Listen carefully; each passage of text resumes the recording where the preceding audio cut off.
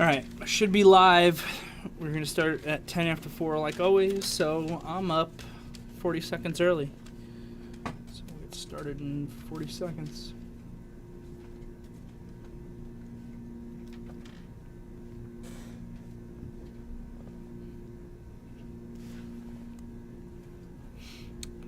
Give me a countdown, Felipe.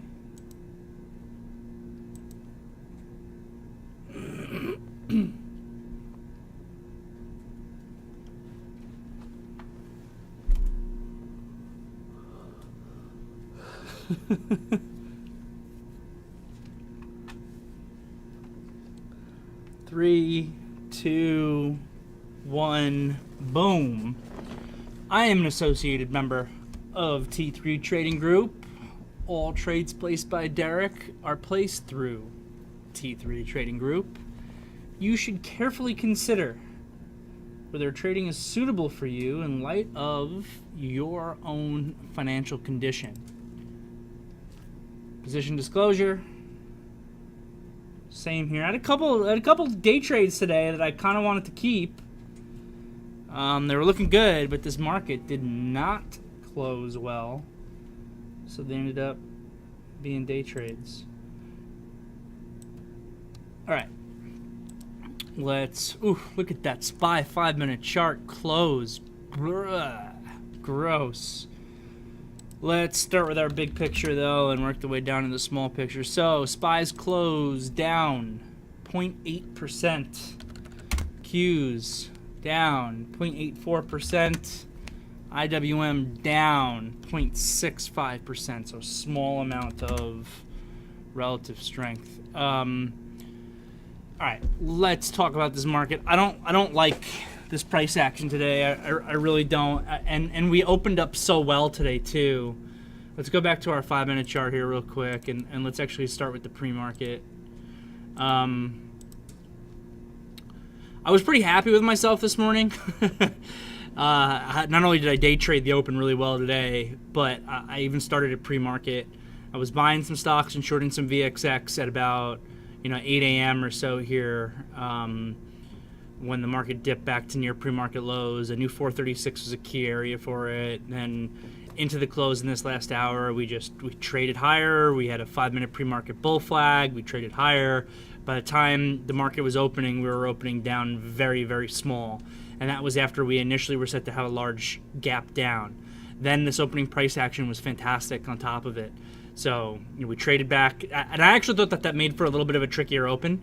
I would have liked a bigger gap this morning. Like, if we could have opened closer to 436 and traded versus the pre-market low, would have been solid. It actually, from the perspective of the market, we found a couple of names that worked out really well. But from the perspective of the market, I thought it was a little bit difficult or trickier to be buying the open at 437, 437.50 versus those same kind of pre-market lows around that 435.50. Would have been a lot nicer if we could have opened $1 lower for our longs, because we would have had a larger common gap, and we know common gaps tend to get filled than we ended up having. And with that smaller gap almost opening flat, the IWM actually opened up flat to green. I think it just made for a little bit of a trickier open, and I was really impressed by this opening strength, and it made me kind of excited, because where we were opening here, big picture on the market, I was just hoping, I wasn't hoping for a big rally today. I just wanted us to be able to close above 436 and maybe have a little further consolidation. So by 10:15, when we were still breaking highs and basically going straight up in all three of our indices, I was like, man, this market's even stronger than I thought it was. I thought it would be. It almost feels like the bull market is back, even though, to go back to what I'm always talking about from a probability perspective, right? I like to look at the S&P, NASDAQ, and the Russell in terms of bullish, bearish, neutral. And again, as a lot of you guys know, because I do it all the time, I think it's just a great thought exercise to constantly be looking at the SPYs every morning, every afternoon, and ask yourself that question. Is the market currently bullish, bearish, neutral? And above 436 on a closing basis, I would say that we're neutral. So, we had kind of gotten into this more bearish territory for both the S&P and the NASDAQ. at the end of September and, for the beginning of October. And then we had this strong day back here on October 6th, which was another day that we as a team were super on point. The market gap down really big that day on no apparent news. It was really, really large common gap down. And I had been calling for doing some serious buying that morning, pre-market and into the open, and that worked out really well. It followed through with that big gap up. Okay, this candle here, which is Thursday last week, is not a good-looking candle, but it's also not the end of the world, right? It's not a good-looking candle, but it's after a pretty big up move here, getting the SPYs back into neutral territory above 436 and getting us even above the 21 EMA. And if you look at this candle along with the futures market, like Pat likes to do, then this candle doesn't look nearly as bad. But from the perspective of the SPY candle, okay, not great, but again, low volume after a big up move, a little bit of a shooting star, potential lower high off of these 445 highs here, but I didn't necessarily think it was the end of the world. I wanted to see, now that we were back in neutral territory, if we could see this market start to wedge out and potentially work its way higher or something like that. So that was our SPYs, and then so that's coming into today. And then when I saw initially pre-market this gap down, all right, it's basically like we were filling this gap with a gap, but retesting that 436 area of resistance as support.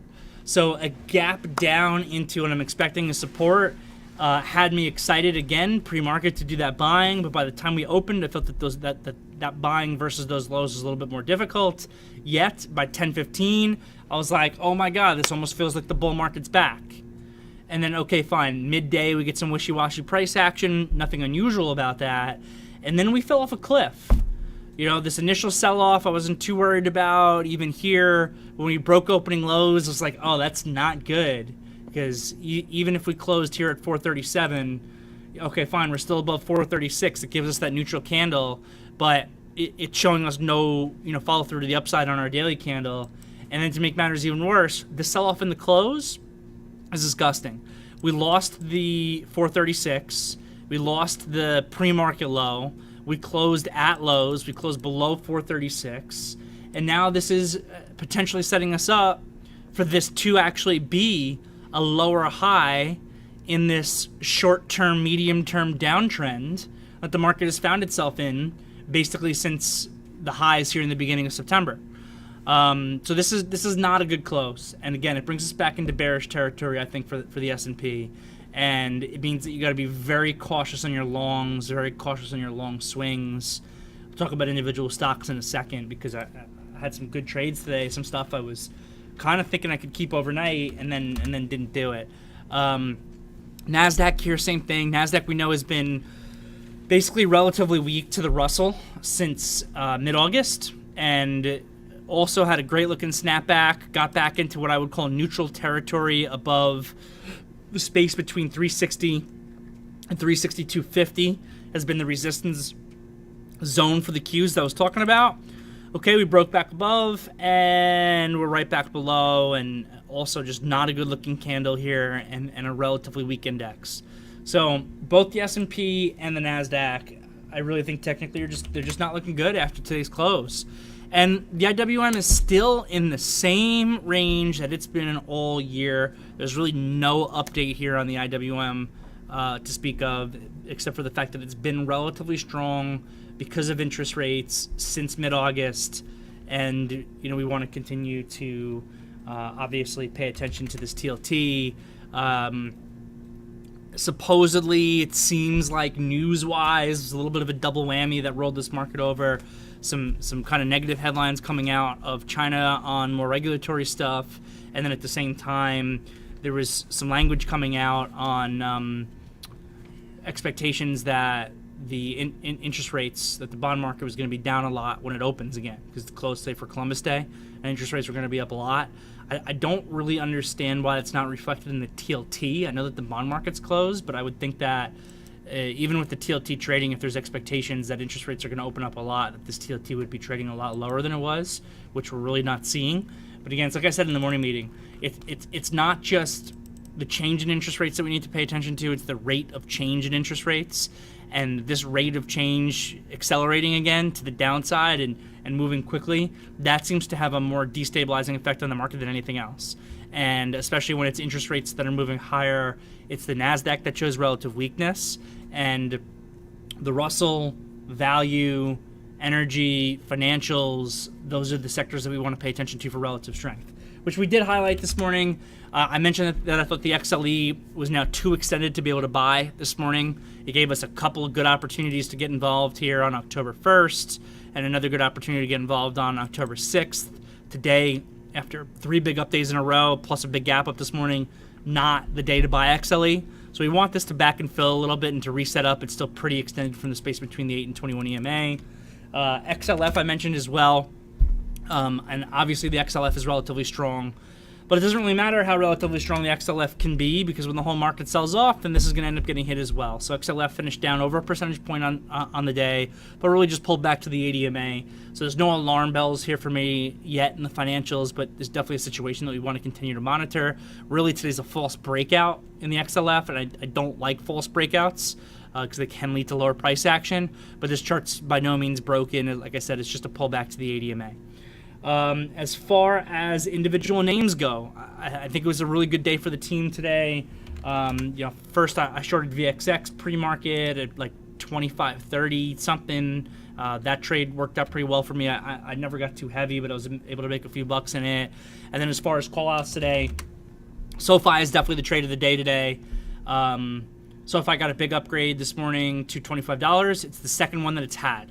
So this was also a big upgrade. I forget by which sell-side analyst, and I forget to exactly what price, but I think it might have also been 25, 24 maybe, something like that, on September 22nd. So I used this as an example of what I felt the stock could do today. If you remember, this was also a really good day for us on this thing, because we were buying SOFI through 16 and we were able to capture this move to over 17 on that day, as it broke some important key resistance areas, namely 16, 1550. It was a great day. And then today, even though it was gapping up this morning, I referenced a pre-market area of $16.70 that we could use as a stop loss. Even though it was also gapping up pretty big, I kind of felt that this could basically just have a repeat of this day, where even though it's gapping up, this stock has the potential for momentum. I wanted to see continuation in this thing. Actually, even exceeded my expectations.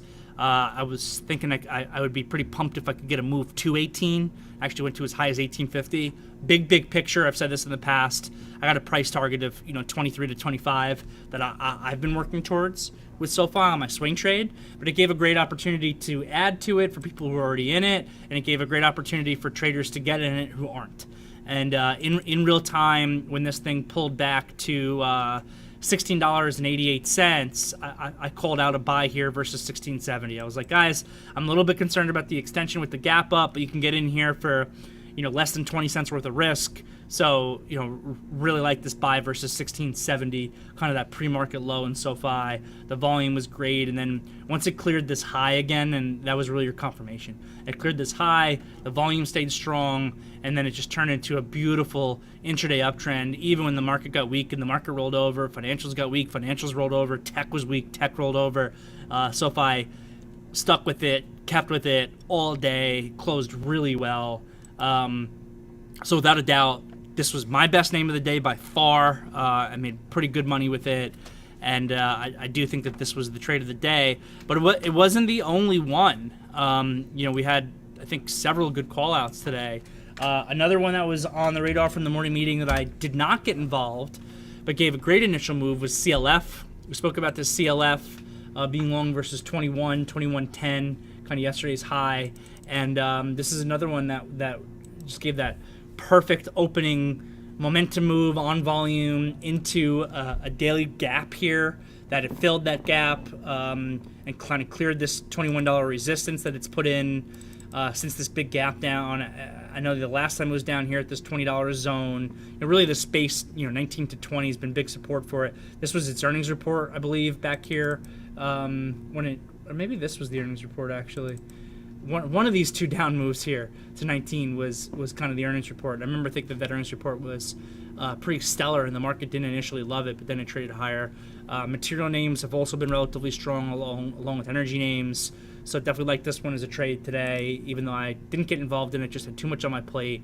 Nice move here to 22, and then had a little bit of a rollover, a little bit of weakness into the close, along with the whole rest of the market. So that was a solid one. ANY, I was able to make a few bucks in. This was not on my list this morning, but one of you guys brought it up. So you guys made me money in this. I always appreciate that. We spoke about ANY off this daily shooter. We spoke about how if the volume comes in as a potential to be one of those short squeeze candidates, but we also mentioned that the stock has been much heavier ever since the last short squeeze run it had. The next day, the CEO or CFO or whoever announced a secondary. Secondaries make stocks very heavy. This thing immediately negated that entire day's worth of move and came all the way back down because of that secondary.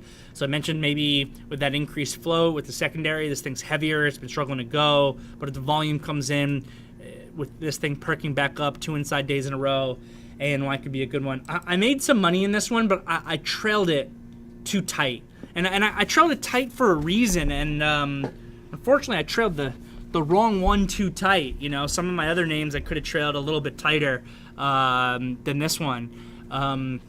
So I ended up getting pushed out in this pullback here because I had raised my stop loss. And again, for me to do this for my entire position, it's really tight. That was my game plan. I kind of just wanted to trail this one tight. I don't believe in the company. I just believed it's a short squeeze kind of candidate if the volume's coming in. So I wanted to keep it tight. I made some money for myself. I got pushed out here at like $7.11 or whatever when it broke this pivot low. So that's a really tight 5-minute trail for me. And I missed this move to above $8, which is unfortunate. When I got involved in this thing, I thought maybe if they squeeze this thing, I could get a move to 850 today. And it kind of almost did that. It went to 830 into the close and closed really well. But this whole second half of the day it did with me. So maybe some of you guys kept your trailing stop a little bit looser than I did, and you didn't get stopped out into this pullback, in which case, also a really solid trade. And then FUBO. FUBO was also on the list, and I traded it today. And this also started to do what I wanted it to do, but I ended up just getting out of it into the close because I didn't want to have extra long exposure overnight with how poor and how weak this market closed. But I like this daily setup. It got a little bit of news. We talked about the inside day and up here for continuation. So basically that would make the buy, 25.53 or so. I think my price is 25.51, so pretty much that price. And it did exactly what you wanted to do. Perked up in a big way. The volume really woke up on this third bar, and then the volume picked up even more on this fourth bar, but by that point it's a little bit extended. So I was able to scoop up some stock on this bar here through the trigger price of, 25.50. Caught this move here where, I was 75 cents in the money. I booked some profit in it, which is great. And then when this thing closed more or less at my entry price, or was about to close more or less at my entry price, and even though I had booked some profit in it, I gave back a lot of the open P&L. I had to ask myself, do I really want to add more long exposure in an S&P that looks bearish and a NASDAQ that looks bearish and an IWM that looks neutral if I don't have a really big profit cushion to do it? And the answer is no. I mean, I'm down to 11 swing positions right now. 11 swing positions is probably the least amount of swing positions that I have had on the entire year. It might be the least amount of swing positions I've had on since the coronavirus low. But that's because the market changed, right? And that's one of the things that we're constantly talking about here as a team is recognizing when the market environment changed, and these S&P and NASDAQ have gone from clearly bullish to neutral to bearish. And again, even today, if we could have gotten that strong close, if this pre-market move could have held up okay, I'm not even talking about highs, but if we could have closed 438.50 or better, then I probably would be keeping FUBO. I probably would be keeping some other stuff and being heavier to the long side. But the market's one of the most important layers of probability, and the layer of probability, which is the market, is just not on my side right now. So I got to be very cautious on adding long overnight swings. So when I'm looking at FUBO here in the close, even though this FUBO closed okay and the daily chart here is still intact, it pulled back to a point where I thought I just had to take the money that I still had left because I gave back a lot of open P&L in it, and just take the money I had left and run, and keep that ammo on the sidelines for this market to potentially reset up. And That is all I got. I mean, again, just to mention it, I think we did a fantastic job as a team today, especially when you look at what the market did. The market today was absolutely garbage. And we were focused on the right stocks, the right times, and I think that we game planned them well and we managed them well. And, very easy to have a solid, profitable day today, even in what was probably a more difficult trading environment. So, again, with that said, LVS. LVS was a Felipe trade. Felipe was all over this Vegas. I really wasn't involved in it, but he was communicating it constantly. It's like 38.40 or so is a big daily breakout. I don't know where Felipe entered it. There's another one. Great relative strength, great opening volume, all the stuff that you want to see here, all the confirmation. And this one also rolled over a little bit into the close. It looks like it gave back $1 with the market weakness, but it still closed above its level. So this one actually closed well enough where I think if you stuck with this all day, you could have swung some of this. But you got to have some concerns about the market right now. All right, first question I'm seeing here is from Rich. How do you know when to execute on a trade besides high volume? I don't know anything about level 2 and reading tape. Should I focus more on learning candle patterns or branch out to learning some level 2 stuff? I was trading LVS, but I didn't have enough conviction to add. When you say add, I'm curious to know if you're already in the name coming into today or if it's that you entered it this morning when Felipe was calling out. Okay, solid. Okay, so kind of a multi-part question here. How do I know when to execute on my trades? Yeah, so there's a number of things that we're looking at. We're looking at all of the layers of probability that we're constantly trying to pay attention to with our trading. And again, definitely check out the probability class that I have as part of my training program if you haven't seen it already, because it goes through all of those. And some of those layers of probability are news, or volume, or technical chart patterns on bigger picture charts, right? So like LVS, which I have up today, I don't know if it had any news, but you definitely have the clear technical level, so you have that aspect of it. And while the volume on the day here doesn't seem to be relatively large, the volume off the open was solid, and that volume off the open is all different pieces of confirmation. So if you were paying attention to Vegas at the open, I was not. I know it was on Felipe's radar. I'd be curious to know his execution on that. But if you're paying attention to this, you could have bought it off the open, maybe versus opening lows or something like that. It's easier for me to speak about. Look, so first of all, you don't want to have like analysis paralysis at the same time, though, where you're overanalyzing everything and then you're like fearful of putting risk on. You're never going to make money if you don't put risk on. So this is kind of why we have our entire process in place, right? It starts with that big picture where we are identifying what is the market giving us as far as the gap, is the entire market in play, what do the big picture market technicals look like, is everything bullish, bearish, neutral? So that can be one thing. And today our bigger picture stuff I think was actually telling us to do a little less, right? Less is more. And when less is more is when we want to focus on names that have news, names that have the volume, etc. So if you understand our layers of probability, well, SOFI's got the news, right? It's got the upgrade. It was a big upgrade to $25. It's got the opening volume, right? We could see that opening volume coming in really early today. You can see it on the daily candle as well. Possibly one of the biggest volume bars that SOFI's ever done. Looks like it's the second biggest volume bar that the stock has ever had. So you got that. Daily level, $17 is a level. Definitely you can make the argument that this level's a little bit sloppy. So you kind of have everything coming together.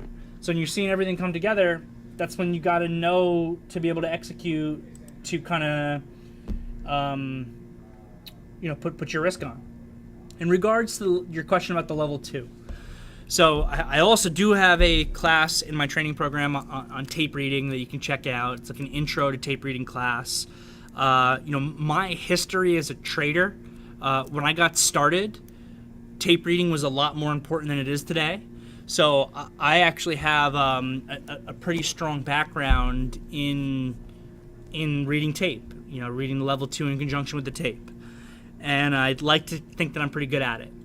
I want to be sitting here telling you how important it is, and I can't do that because that would be a lie. The longer my career has gone on, the less important level 2 in the tape has become. It doesn't mean that it's not important. It doesn't mean it doesn't help. It's really tape reading is important in certain circumstances. Tape reading is important if you're trading an earning stock after hours. Tape reading is important if you're trading an IPO. Tape reading can be important if you're trading news. Tape reading definitely can help with your execution on your trades. But it is not what you should be focusing on, especially if you're just a newer trader. You want to focus on your technicals. Learning charts and learning technicals is so much more important in the modern market than learning tape and learning level 2. And if anything, trying to learn to read tape at this point is probably going to do more damage for you than it will otherwise. There's nothing that annoys me more when I see a trader who's got a really good technical trade on, and then they're like, oh, I got out of my trade because I saw a big offer on the level 2, so I exited it. And that doesn't matter. Execution traders who are trading real size tend to not show their size anyway. They could have just been a spoofer. You could have misread it. It might look big, but it's actually not that big compared to the volume that the stock trades in a typical day. So, again, some tape reading can help with your execution. If you're bid 29, there's a refreshing buyer at 30, then you can read that and you can know that you should be bid 31 and not 29. But that's definitely not what you want to focus on. But as far as Vegas goes, again, you just want to be able to see the things I mentioned. That kind of opening volume as it breaks a big technical level, and then you could work that as an ad versus opening lows or something like that. Natalie here asking, would you hold any if you still were in it? ANY. Absolutely, I would. It closed perfectly. It closed great. I definitely would be keeping some of this if I didn't get pushed out with a tight trailing stop. Next here from Jong. CPE big reversal. Would you consider it an RDR? By the technical definition of a red dog reversal, yes. You have 3 or more up days in a row where it traded above yesterday's high and came back down. So that's like the definition of a red dog reversal. I've said this before. Don't tell Scott that I say this, but I think that the term red dog reversal is misnamed, and not because it has red dog in it, but because it has the word reversal in it. But it always sounds really cool to call things reversals. What it should really be called, in my opinion, is red dog retracement. But red dog retracement definitely does not sound as sexy as red dog reversal, right? So all that this candle here means, and it's not even on confirming volume, is that you could look for a pullback in CPE to the equilibrium zone, which is the space between the 8 and 21 EMA. This thing might just pull back to $54 because that's the degree of extension that it has right now. So technically, yes, it is. Dylan giving a shout out to my YouTube. I appreciate that, Dylan. Check out Derrick the Trader on YouTube. Give me a subscribe. Give me some likes. We're trying to build up a little following there. And definitely give me some private feedback on if you think that stuff is good or it stinks or whatever. Next here from Fran. Oh, yeah. Sorry about that, Fran. I will do that.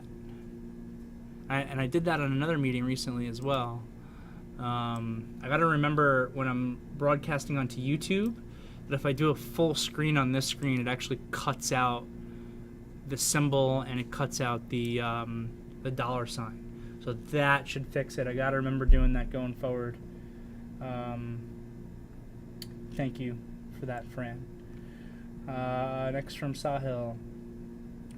I entered ANY of the second bar and you got stopped out at the candle low, and then it proceeded to move in the upward direction. I didn't get in the second time, so I got burnt for a good amount. Yeah, but moving on. First bar. What? Sahil. He said later on he entered on the first bar, actually. Though. Okay. But moving on, should I jump in a second time if the trade starts? Okay, so this is. I'm glad you brought this up, Sahil. Let's talk about this ANY from an execution perspective today because it's important. I had a feeling that some people got stopped out when this opening low broke.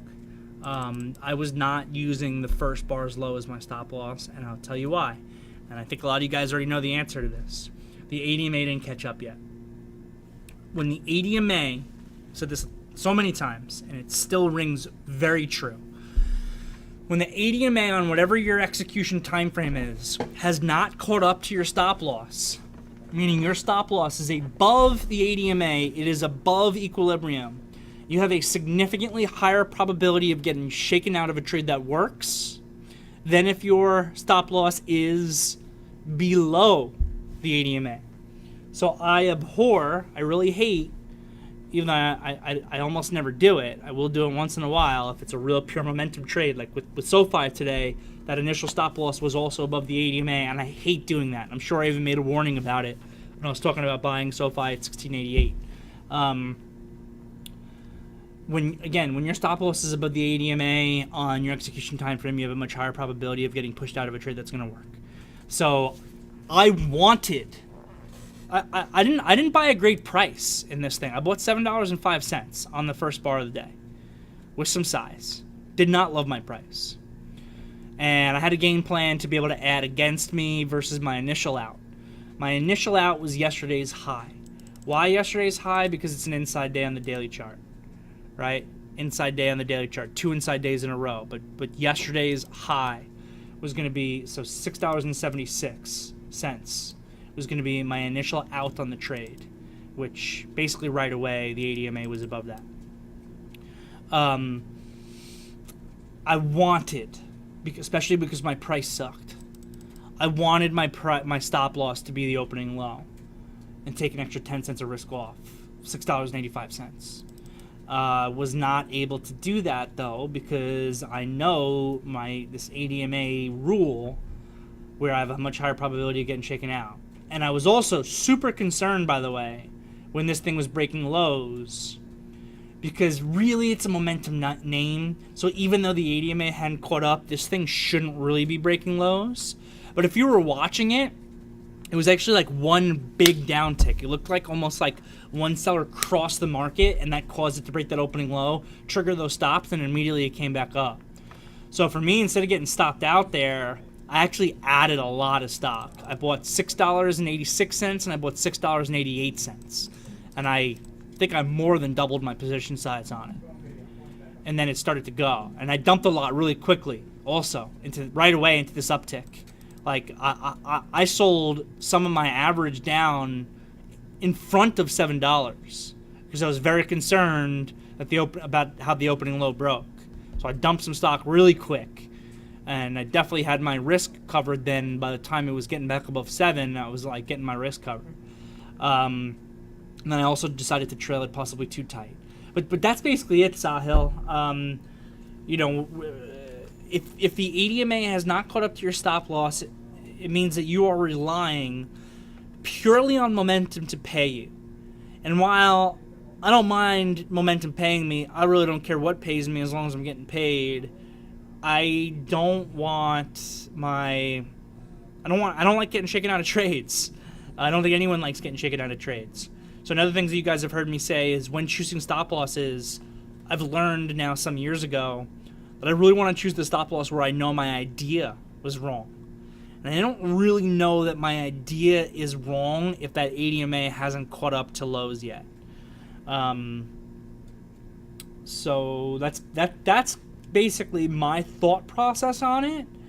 And I know it doesn't directly answer your question about getting in a second time, but I think if you were implementing that thought process, then you wouldn't have to be considering getting in a second time. Because I also really dislike having to do what you're describing here, is get in a second time. Because if you get stopped out, let's say you got stopped out at $6.85 at lows, $6.84. Low here is $6.81. Now you're rebuying $6.95. And now let's say this trade fails, and then you get stopped out at the new lows. Now you just took two losses instead of just taking one loss. You probably would have lost less if you just used a little bit of a wider stop loss to begin with, like what I was talking about in the first part. And that could almost ruin your whole day. You have this trade give you a double failure, and one other trade that you're taking off the open fail for you at the same time. You might be down cutting your max loss for the day, and now your whole day is done by 9:37. I've been there. It sucks. We don't want that to happen. It still will happen sometimes, I promise. You'll still have some really bad opens once in a while. But we don't want it to. So rebuying is always really tricky, and you got to have rules for it. Because I know for myself, and a lot of other traders are the same way, there's a very slippery slope between taking that one smart, calculated repurchase of a stock after getting stopped out and getting into a complete and utter battle fight with the stock, where you buy, you get stopped out, you buy, you get stopped out, you see it uptick 3 cents, oh my god, I knew I was right, and you buy again and you get stopped out again. Like, it's so easy to get in your head when you do that. It's such a slippery slope that I really try not to do those rebuys. And if I do a rebuy, I kind of want it to be an entirely new trade or entirely new setup. So I'm not going to tell you to not take that second buy. I'm just going to tell you to be really careful about it, because honestly, a lot of times having like a double or a triple loss in a stock is worse than it is better to just have your trade work. Does that make sense to you guys? Did I just kind of say that right? Like taking like 2 to 3 losses in a row, like on you buy, rebuy, get stopped out. Buy, get stopped out, buy, get stopped out. Maybe even a third buy, get stopped out. That is like almost worse for you than actually just having this one buy and catching the full move. So you got to be very, very careful with it. Cool. Next here from our buddy Sebastian. When you have an idea about an opening breakout but the price opens above it, what do you do? Also, where do you put your stop loss if it opens like that? So if you have an idea about an opening breakout but it gaps above it, that's referred to as a breakaway gap. And I actually want to do a little video for YouTube soon about breakaway gaps and common gaps, because those are the 2 most typical types of gaps that we see on a day-to-day basis, and they mean very different things. So again, what you're describing is a stock opening up above a resistance level. That's called a breakaway gap. And the short answer is, trading a breakaway gap, assuming that the risk is appropriate, you got to see just how much is it opening up above the level. But generally, trading a breakaway gap means that you kind of buy the open versus the level, and that becomes your risk. I also have a whole training program class about gaps. That's probably an hour plus long, if anyone has ever seen it. And I do want to try to film a shorter version YouTube video specifically on breakaway gaps and common gaps at some point soon to give you guys some of the information. But again, that's what you're describing there. And your stop loss basically goes to the previous level or a penny below it. Pete saying he didn't get sound for a little bit. Yeah, sometimes you just gotta log off and log on the VTF.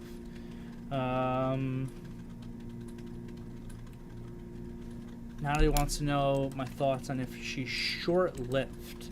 So I definitely don't like the company. The technicals on both Uber and Lyft have improved, especially on Uber, since this news came out that was preceded by large order option flow. But they both had pretty bearish candles today. So if you're already short-lived, I would definitely stick with the trade. And if you can get this thing back below 52, that's starting to look really good again on the downside. So stick with it, Natalie. Next here from Michael.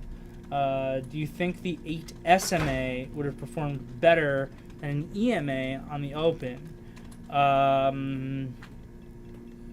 The EMA, well, it depends a little bit on the opening situation, but if the price is gapping up, then the EMA should catch up to price faster, because EMAs weight the more recent bar more heavily than the older bars.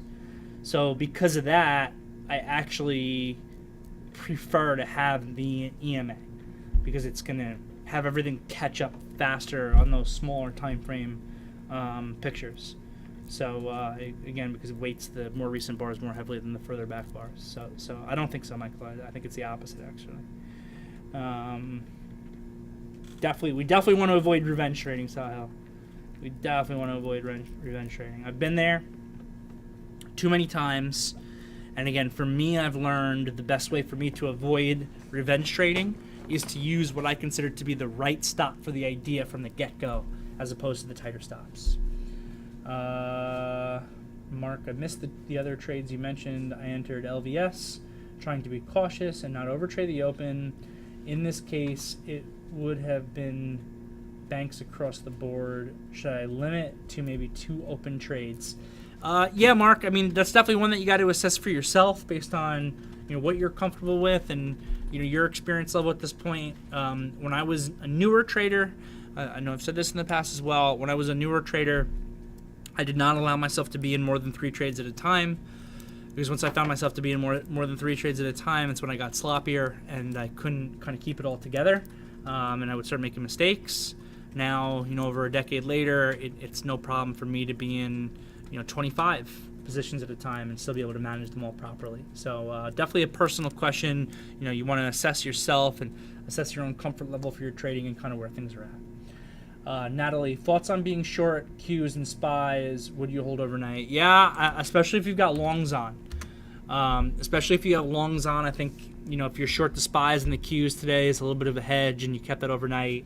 I like it. And even if you don't have longs on, I would rather be short the SPYs and the Qs than long them based on how we closed. So for sure. All right, squad. I think it was a really good day today, despite the market closing weak. I'm really concerned about this market, actually. I do not like how the indices closed. I could, let's see what happens with the bond market here overnight and tomorrow morning. I could easily see us gapping back up tomorrow, if the fears of interest rates, opening up significantly higher don't come to play. And I could also see us giving us technical downside continuation, just because this market's looking bearish and we closed bearish and we closed at lows.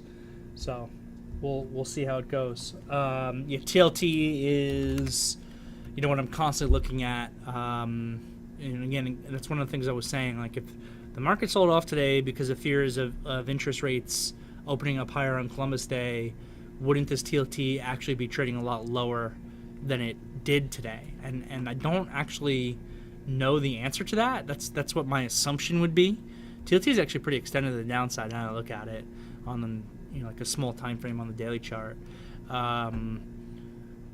Again, I don't know the answer to that. I don't have a ton of experience trading the equity market off what the bond market is doing on days when the equity market is open and the bond market is closed, because, what is that? I think it's literally 2 trading sessions a year where the bond market closes but the equity market's open. Columbus Day and Memorial Day?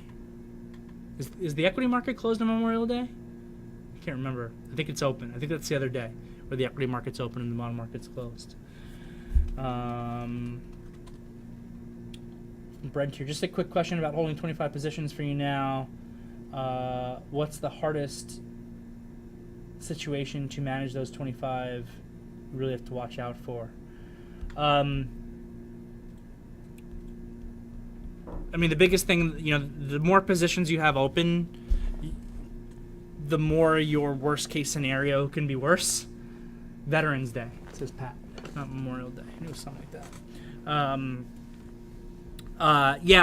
So a really important risk management thing that you guys got to keep in mind, especially as you start doing more swing trading, more position trading, as you have more positions open at any given moment, is whether you've got 2 trades on or you've got 25 trades on, it's really important as a trader to always know your worst case scenario and how you're going to feel if the worst case scenario happens. And don't tell me this, oh, well, I've got, 7 longs on and 3 shorts on. So my worst case scenario will be that if all 7 of my longs work, at least my 3 shorts will pay me. I've been in a situation where I've been like that, and my 7 longs went down and my 3 shorts went up. It's obviously very rare, just because that probability can work, but don't think that can't happen to you. So you need to always know what is my worst case scenario with my outstanding positions combined and be comfortable with it. If you're not comfortable with your worst case scenario on all of your positions, long and short, potentially all failing at the same time, if you're not comfortable with that, you need to take risk off the table one way or another. Because I promise you, if you trade long enough, the worst case scenario will happen. So that is the answer to your question, Brent. I think that there's some false prints going off in the market right now that's doing some wackadoo things to some stocks. Natalie. All right, gang. Let's wrap it up for today. It's almost 5 o'clock. Again, I thought it was a great day today. I hope everyone's doing well. I hope everyone's learning. I'll see you all tomorrow.